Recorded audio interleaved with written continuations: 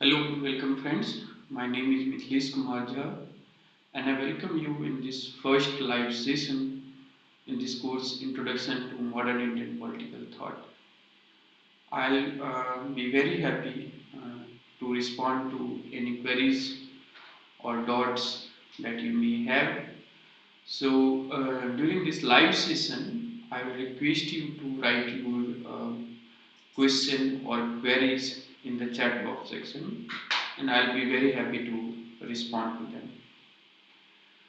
Uh, as you do that, I would also like to, um, discuss something that many of you are raising on the discussion forum, but also on your weekly feedback while submitting the assignment. So there are some queries which is of common concern, and I'm going to address them as well. And also would like to request you to write your question queries in the chat box section, and I'll come to them.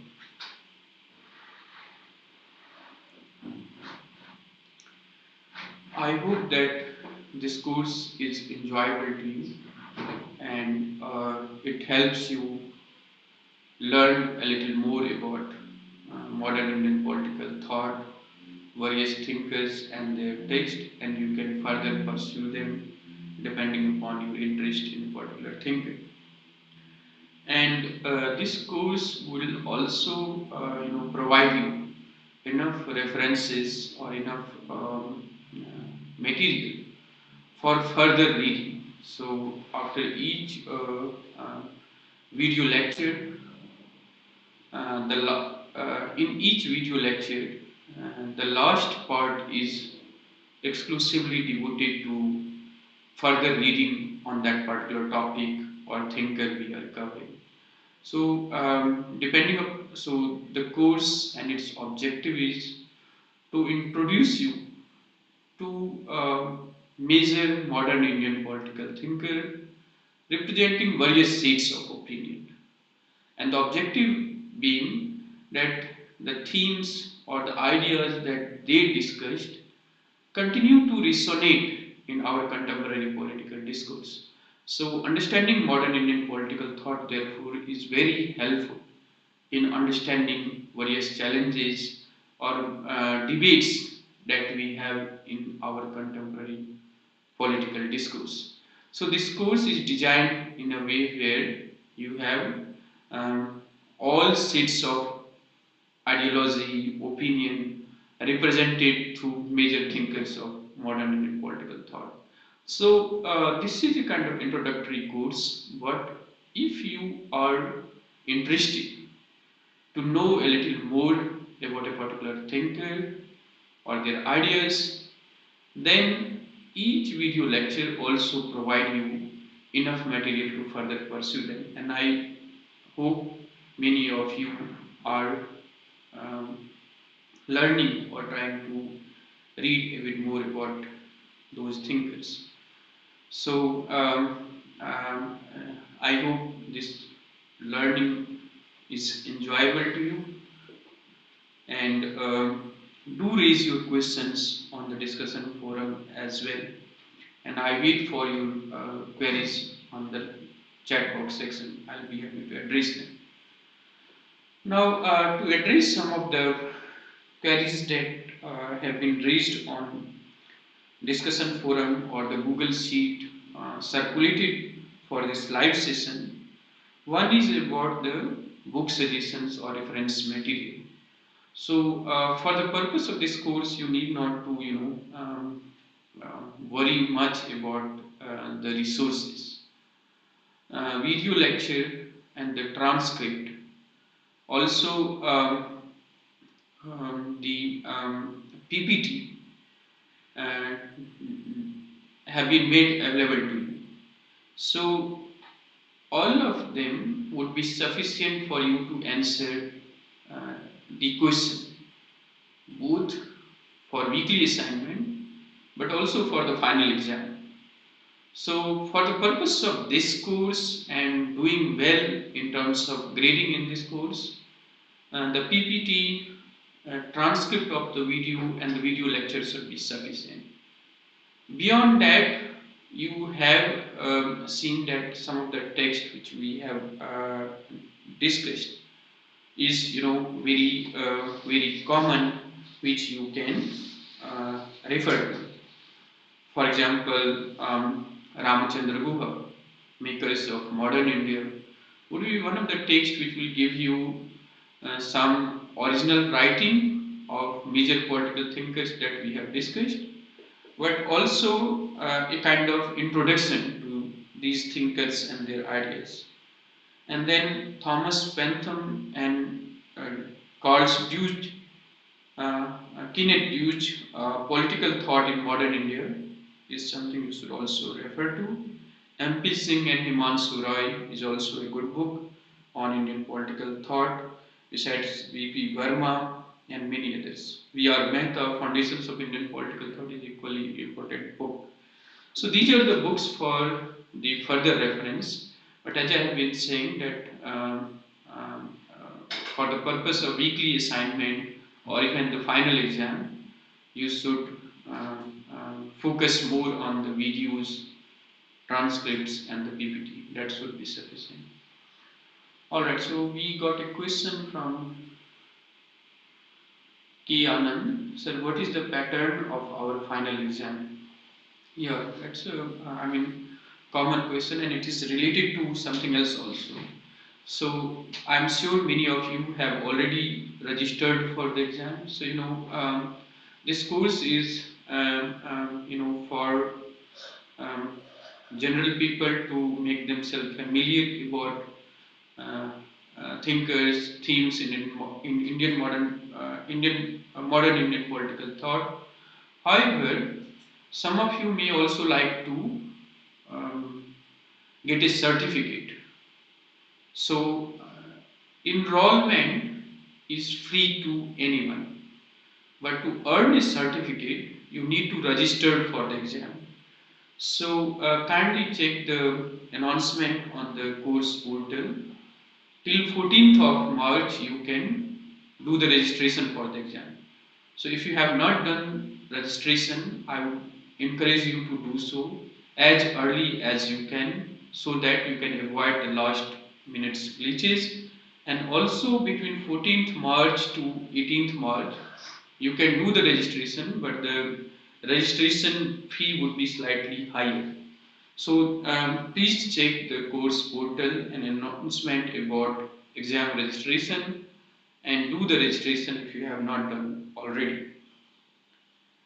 Now coming back to this question of K. Anand about the pattern of final exam. So suppose there is let me tell you about the exam or the pattern of exam. It is going to be online exam. 23rd April is the date. So the question would be of MCQ type, objective questions. So there is no subjective answer to be written. The nature of the questions would be such that if you have, as I have said, watch the video, read the transcript, or make yourself familiar with the PPT, you should be able to do very well in the exam. So there are broadly three kind of questions in the final exam. One would be basically to test your recall ability. So some questions would be based on your ability to recall or remember. So just watching the video, you can easily answer some of those questions. Then another set of questions would be from the assignment. So if you have done the weekly assignment, then a set of questions you should be able to do on the basis of your weekly assignment. And almost half of the questions would be to test your comprehension or understanding about Indian political thinkers or their themes or their ideas or their works, for example. So that set of questions would require your ability to understand analyze, and then choose among the options provided which is correct or near to the correct answer. So you will have three type of questions in the final exam. Few questions based on recall, a large set of questions directly from your assignment, and then other half is about testing your um, understanding and comprehension. So that is about final exam paper. I hope I answer your question, Anand. If you have, you can continue to write. Alright. So there is similar question from Mukhya Prana Rao about the pattern of final exam. So that would be objective type, and I have just explained that one. Alright, to get a certificate, let me also explain this point to you that many of you have also mentioned in your weekly feedback that some of you have missed one assignment or maybe assignment for week 2 or week 3. What you should do? As I have said that once the last date is over, there is no provision of resubmitting the assignment. However, even if you have missed 1 or 2 weeks assignment, do not worry. Make it a point that you submit the assignment for the rest of the weeks. That means for 12 weeks, you will be having 12 assignment. Even if you have missed 1 or 2, do not stop submitting the assignment for the other weeks, because you have to. The way we are going to assess you is out of 12 assignments submitted, we are going to select only the 8 best assignment. So even if you say you missed 1 or 2 out of 10, we are going to select 8 best assignment, and then we will give you the grading on the basis of that. So don't stop submitting the assignment if you have missed 1 or 2, and even if you have started the course a little late, please submit the assignment for the rest of the weeks. And the grading is such that there is 25% is weightage for assignment and 75% for the final exam. However, to get a certificate, you need to pass both. That means you need to earn certain percentage in your assignment, weekly assignment, and also from the final exam. So you will be eligible for a certificate only if you have a kind of average score of 10 out of 25 in the assignment and 30 out of 75 from the final exam. So 10 from the assignment out of 8 weeks, 25%, and 30 out of 75 from the final exam. So combining assignment and final exam, you need to have 40 percentage point to pass the exam. Suppose if somebody misses all the assignments and do the final exam, he or she will not be eligible for the certificate. And somebody has just enrolled, did not register, and did not give final exam, again he or she will not be eligible for the certificate. Okay, we got another set of questions from K. Sir, where we can get the final exam paper of the previous exams so that we could perform well? Unfortunately, Anand, we do not have such question banks. But what I have suggested that all the questions will be from the video lectures. The nature of the question would be, as I have said, while answering your question on exam pattern, that recall question would give you enough scope to earn easy marks, right? Just recall or on the basis of memory. If you have watched the video, read the transcript, you should be um, very comfortable in responding to that queries. Another set of questions would be directly from the assignment. So even if you have submitted the weekly assignment, check the correct markings and gradings and all, a number of questions in the final exam you will be able to do if you have submitted the assignment every week. So there would be that kind of question. And then another set of questions would be to test your comprehension and understanding. But coming to your question about previous year question paper, we do not have the question bank. You can treat a weekly assignment as a kind of um, um, um, as a kind of representative of say final exam, for example. Okay. And then Anand is also asking about, sir, for how many marks will the paper be conducted for final exam? Okay, the exam will be conducted for 100 marks. So you will get about say 50 questions of 2 marks each, but the grading for that would be on 75 percentile. So the total marks for final exam is 100, but in final grading, the weightage for final exam is 75%. Okay, I have answered to the next question which you are asking about the number of questions. Alright. Yeah, the duration of exam is 3 hours, as I have said. So, yeah.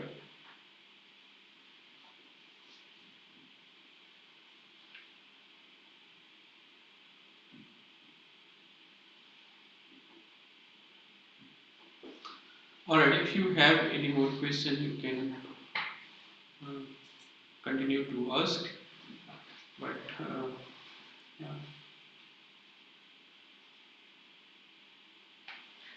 Okay, let me explain one or two questions. Like D. Ajita asked on the Google form circulated to have a kind of personal interaction with the subject matter expert, but for that you need to write to me as to what are your objectives. If you are from industry, what kind of discussion or interaction you want, then we can see the possibility of having personalized interaction. Alright, Gautam, so there is no relative grading, Anand.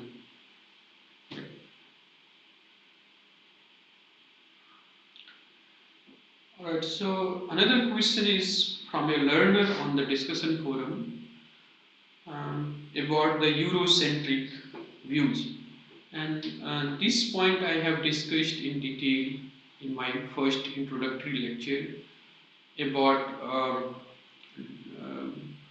modern Indian political thought and how it is seen in academia, where you have a kind of hierarchy where the Eurocentric views means ideas, thinkers, or the text that belongs to a particular tradition, say Europe, having a kind of dominance or near hegemony in terms of discussing a society in Asia or Africa, or even providing what is called the methodology.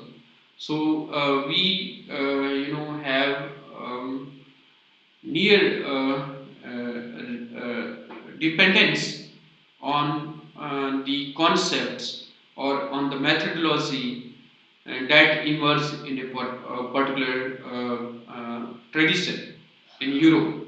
So, in say political science department, Western political thought is more significant than say Indian political thought or Arabic thought or African thought. And in that hierarchy of knowledge, the idea of thought or philosophy was associated with the thinkers in the West or in Europe. However, the Asian and African scholars were regarded as a kind of culture or tradition rather than a matured philosophy or thought. So, in this kind of intellectual academic hegemony of thought, ideas, and methodology emerging from one tradition, you have in contemporary times a very conscious attempt to move away from Eurocentrism that have total dependence on the ideas and methodology of Europe, to think about European society, African society, Arab world through their own concepts, their own ideas, their own methodology, and then explore the possibility of having meaningful dialogue, Normandy Palmer, rather than thinking about the ideas, concepts, or methodology is the exclusive right of Eurocentric thinkers and tradition, and then from them we can interpret Indian society or African society. In contemporary times, there have been conscious attempts to move away from that Eurocentrism and engage with Indian society through its own ideas, through its own concepts, like K.C. Bhattacharya I have discussed. So, this exclusive hegemony or dominance of Eurocentric ideas thinkers have been increasingly challenged or criticized in the recent decades to think about other traditions or comparative political thought and so on. Okay, I hope that answers your question. And if you have any further question, you can use the discussion forum also. And meanwhile, those of you who have joined late, you can use the chat box section for any questions or comments. Alright, there is one more question on Renaissance here, and I think this is also raised on the discussion forum. Renaissance is used in Indian context while discussing modern Indian political thought. How modern Indian political thought emerged or developed, and what was the implication of such thought on Indian society or Indian politics, or for example, the spirit that we had against the colonial rule or the foreign rule. So, in that context, you can think about Renaissance as a period where we began to question about our present status, the reason for our present status, was it in the past or it is in the present, and how to overcome them. So, whether you talk about Ambedkar or Raja Ram Mohan Roy or Gandhi or Tagore or Aurobindo, they were all at the level of ideas, at the level of thought, engaged very deeply in these kind of questions. And that paved the way for mobilization of people against the British rule or creating a new idea of India or new republic based on the principle of same equality, freedom, justice, fraternity, and so on. So, a Renaissance is a period when men and women in a particular society began to reflect deeply about the contemporary status. So, the major question before the modern Indian political thinkers in the early decades of 19th century was that do we have a thought or not? Can we theorize our society? So the Orientalist or the colonial scholars who provide theory or knowledge of India, and their claim was that Indians do not have their history, do not have a sense of history, do not have the thought.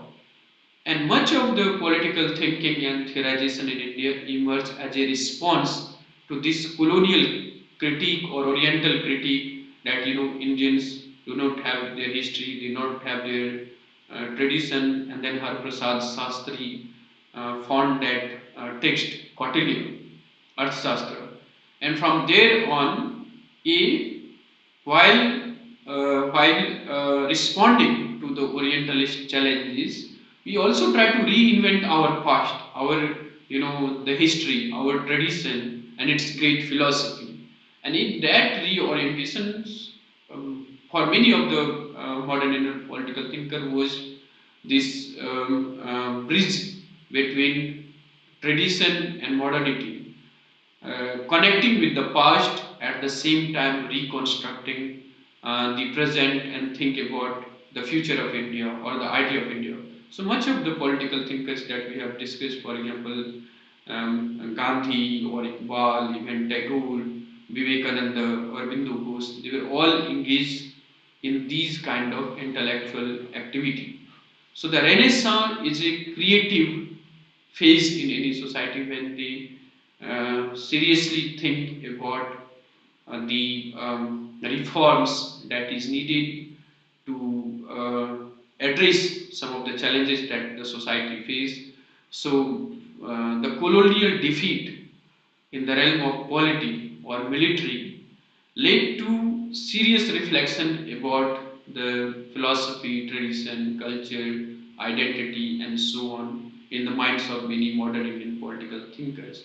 And in that response, they have not just asserted the great philosophical or intellectual tradition in India, but also try to reconstruct a modern India based on the principle of equality, liberty, justice, fraternity, and so on. In Europe, Renaissance has a very different meaning or different context when Martin Luther and many others question the exclusive authority of the Pope or the Church, which control every sphere of social, political, and economic life of the people.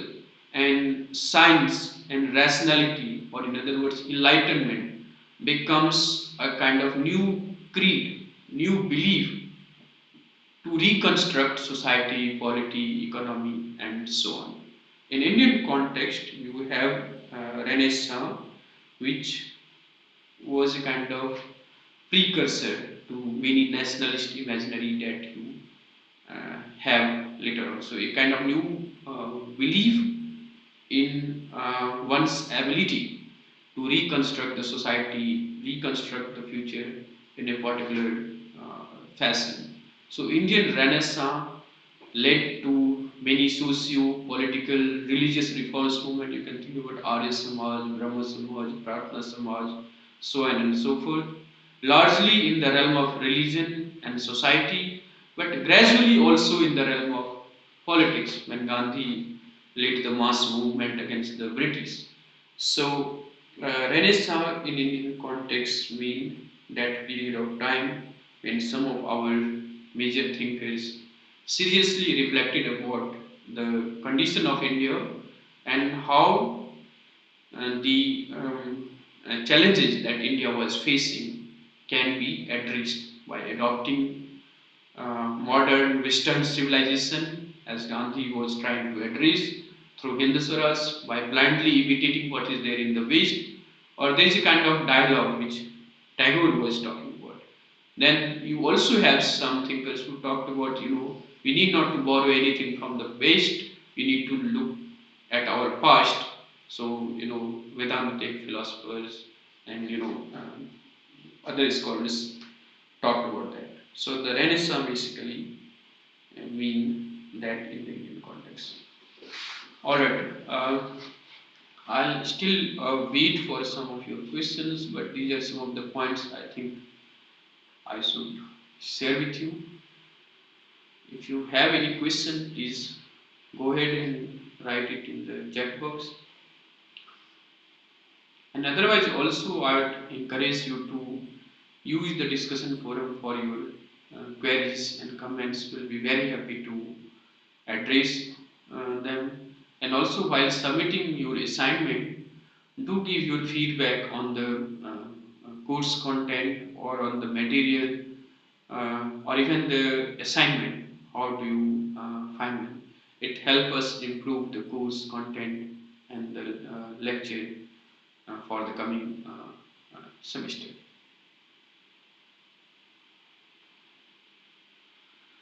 Alright then, so if there are no questions, I'm going to end this live session. We are going to have one or two more such sessions where you can raise your question, but you also use the discussion forum for any question or comment that you may have.